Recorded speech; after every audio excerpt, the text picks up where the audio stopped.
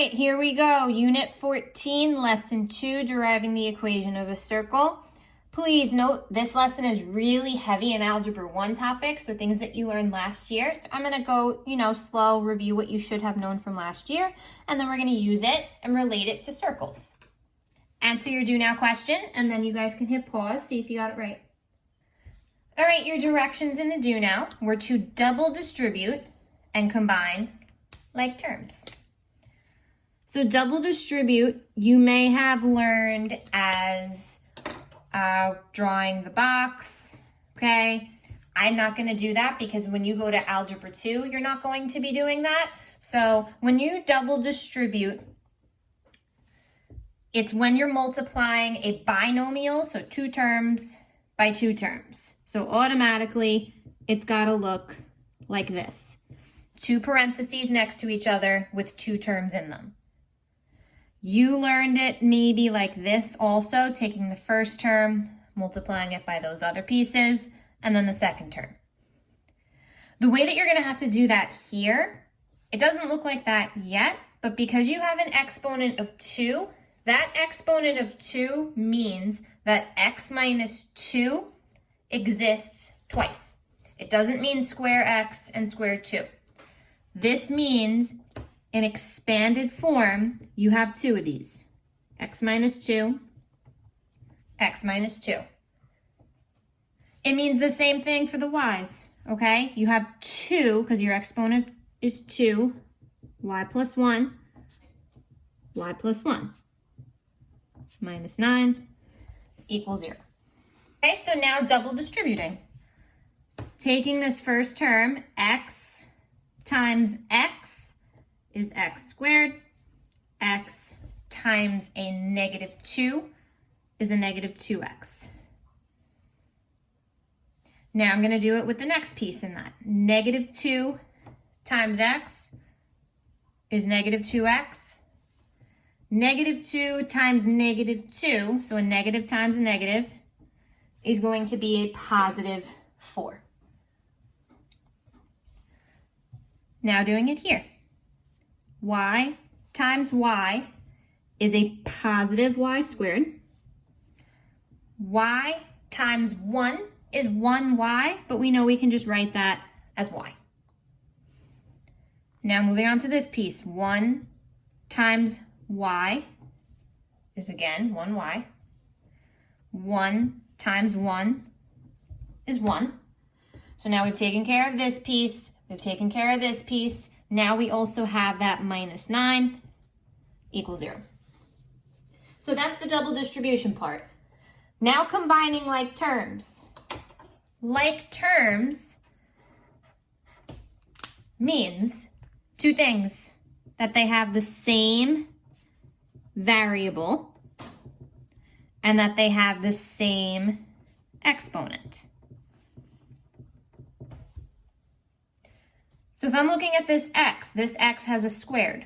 Anything that's a like term is going to have an x and a squared.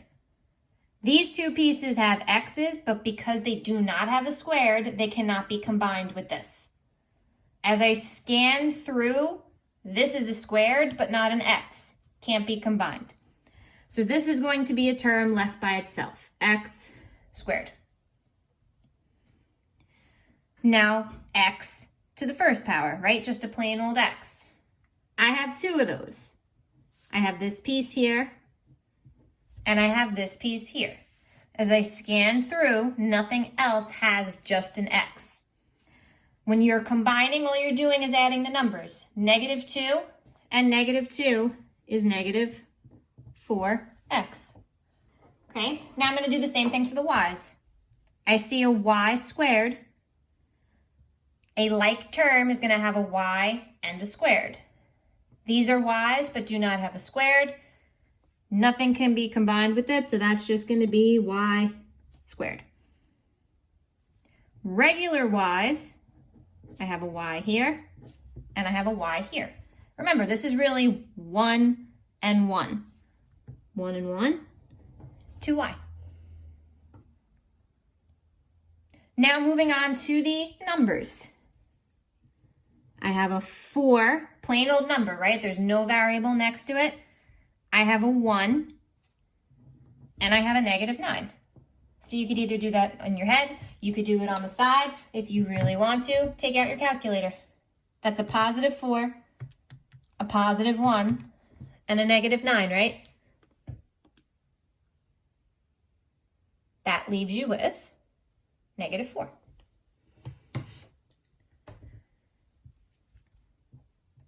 Equals 0. Now the whole reason that we just did that, one, very important to review Algebra 1 stuff, especially going into Algebra 2 next year. But notice what it looked like when you started. This models what we did in the last lesson, the equation of a circle, right? X minus h squared plus y minus k squared. And if you move this to the other side, well, there's your radius squared. This is to show you that if you can go from this form to this form where it doesn't really look like the equation of a circle, you can go backwards and put it back into the equation of a circle. What this is going to be focusing on. So taking something, see how this looks just like the answer we got in the do now? We are going to work backwards to make it look like the equation of a circle. And the process that we're going to use to do that, another Algebra 1 topic, completing the square. Okay, so here we go. What are the coordinates of the center? So we know if we need a center, we need h comma k. And the length of the radius, r, of the circle with the equation. But I don't know what h is, I don't know what k is, and I can't read what r is. I do know it's a circle though, because x is squared and y is squared. So I know if that's the case that this is a circle, and to put it in that standard form, into that center radius form, we're going to be completing the square. That's the only way to read it to get a center and a radius. You cannot get a center and a radius if it looks like this. Okay, so here's what you're going to do. Step 1, make sure all your x's are together and all of your y's are together. Meaning, see how these two x's are next to each other? These two y's are next to each other. Any numbers that don't have a variable should be on the other side of the equal sign, which we have. Okay, now your next step is going to be to rewrite it. So x squared plus 10x, and then after the x's, add a blank. Do the same thing with the y's. Y squared minus 6y, add a blank. Okay, now for some of you, some bells might be ringing. You might remember doing something like this last year. If not, no worries, we're taking it slow. Equals -30. And we always learn to keep equations balanced. If we added 2 blanks on the left side, we have to add those 2 blanks on the right side. Now that you have those blanks, what you're going to do is you're going to look at the term that doesn't have the squared. So for the x's, I'm going to look at the 10. For the y's, I'm going to look at the -6. What you're going to do with that 10 is first you're going to take half of it. Half of 10 is 5. And then you're going to square that number. Half of 10 is 5. 5 squared is 25. That's what goes in the blank. Now I look at my y's. Half of -6 is -3. -3 squared is going to be a +9. Those numbers that you put in the blanks over here are the numbers that you put in the blanks over here. Once you've done that, your only next step is to now write it in center radius form of a circle. Whatever number you got when you took half, that's the number that goes here. Half of 10 was the 5. half of the negative 6 was the negative 3. Here, you're going to combine negative 30, positive 25, and 9. And again, if you want to go to your phone or a calculator, negative 30 plus 25 plus 9, 4. And just like that, in 2 lines of work, you have the equation of a circle where now you can read H, K, and R. So the question didn't say what is the equation of a circle. It wants to know the center and the radius. So now what we learned in the previous lesson, our center is H comma K. We switch the signs. Positive 5 means I'm going to have a negative 5. Negative 3 means I'm going to have a positive 3. Our radius, remember, is not 4, it's the square root of 4. And the square root of 4 is 2. Okay guys, so I'm going to do 2 more questions with you just like that. And then you're going to work on the rest of the packet and submit that. Number 2, what are the center and radius of the circle whose equation is x squared plus y squared minus 2x plus 6y plus 3 equals 0? I can't get a center and a radius because I can't read h, k, and r from this. It has to be in that x minus h squared, y minus k squared form. We do know it's a circle though because x is squared and y is squared. So to complete that process, the first thing you have to do is group together your x's and your y's. So right now, I don't have my 2 x terms together. X should be next to the negative 2x. And you're not moving things to the other side of the equal sign, so there should be no signs that are changing. Okay? So first, we're going to have the x squared and the negative 2x next to each other. Then we're going to have the y squared and the positive 6y next to each other. So these x's are next to each other. These y's are next to each other.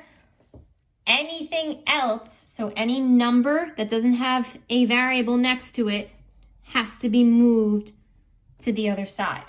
When you are moving things to the other side, that's when you have to use inverse operations. And what you're going to have on that other side is a negative 3. So that's an example of where you have to do regrouping before you set up your format to complete the square. And that format is when you add the blank after the x's, after the y's, and then on the other side as well. So x squared minus 2x, add a blank.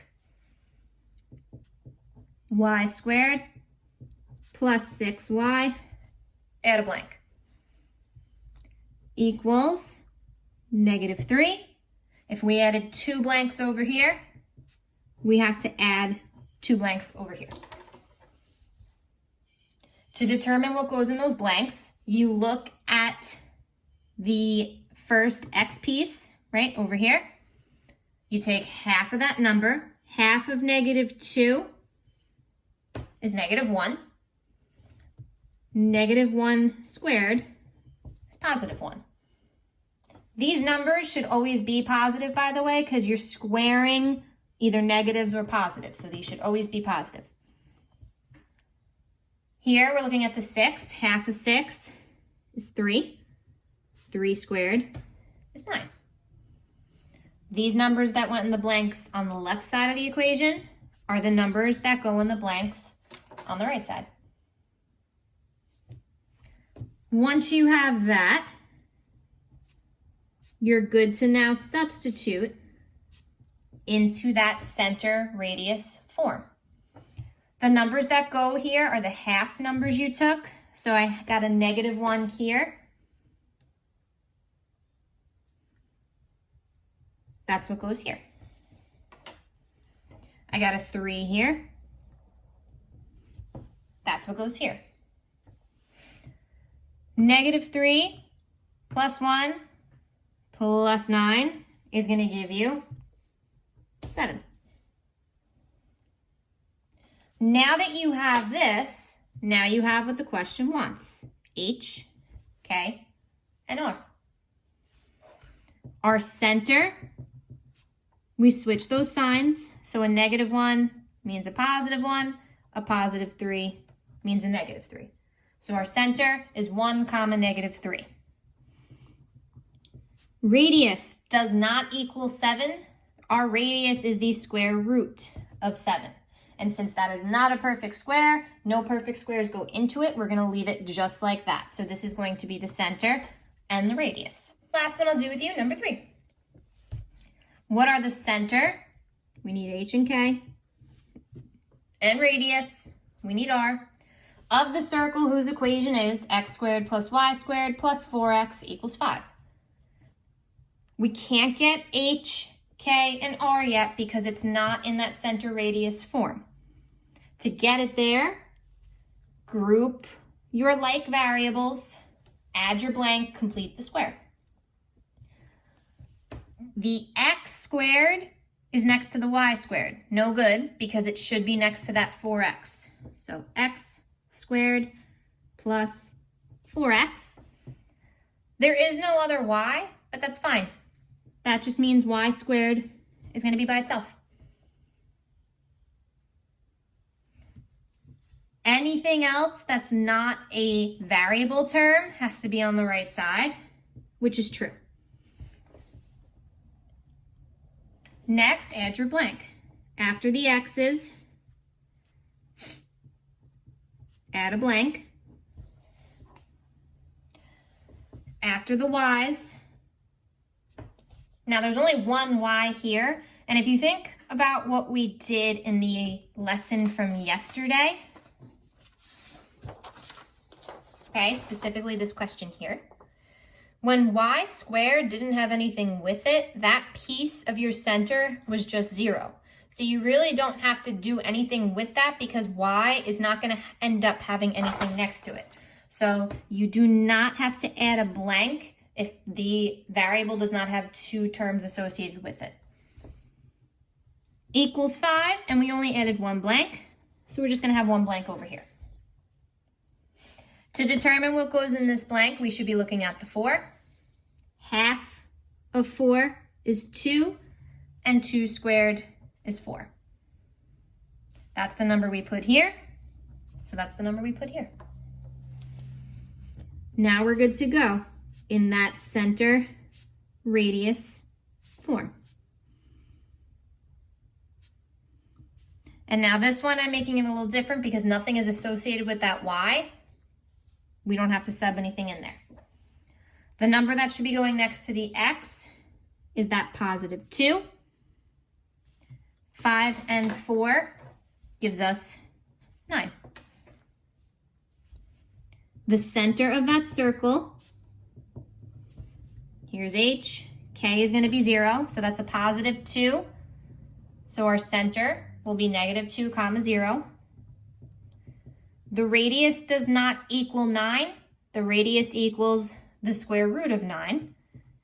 And the square root of 9 is 3. Every question is just like that. You have to say a center and a radius by getting the equation of the circle in this form. Okay, so you're going to finish this packet. There's 8 additional questions. You're going to do the closure. Submit it on Canvas, please and thank you. And any questions, message me on Remind. Have a great day.